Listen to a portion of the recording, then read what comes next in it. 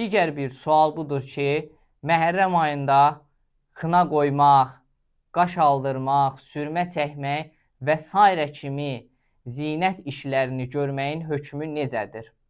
Alimlər burada qeyd eləyir ki, həmin o əvvəlki prinsipə əsasən o şeylər ki, Peyğəmbərin və onun əhl-i beytinin hörmətsizliyinə səbəb olur, o şeyləri etmək icazəli deyil. Qeyd elədik ki, Məhərrəm ayı matəm ayıdır və həmin o kəslər, istər qadın olsun, istər kişi, baxmalıdır ki, yaşadığı cəmiyyətdə qaş aldırmaq, xına qoymaq və s. bu cür işlər bayram və şadlıq əlaməti hesab olunur, yoxsa yox.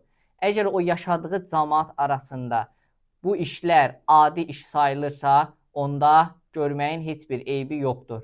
Amma bu işlər bayram, şadlıq əlamətləri hesab edilirsə, onda bu işləri görmək icazəli deyil.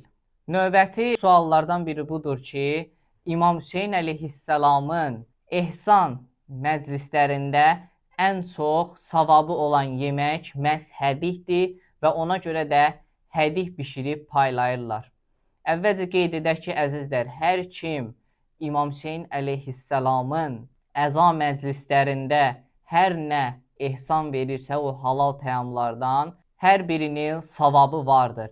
Amma hədik ki, qeyd edirlər, xüsusi savaba malikdir və hədislərdə gəlib, bu haqda əlimizdə heç bir dəlil və əsas yoxdur.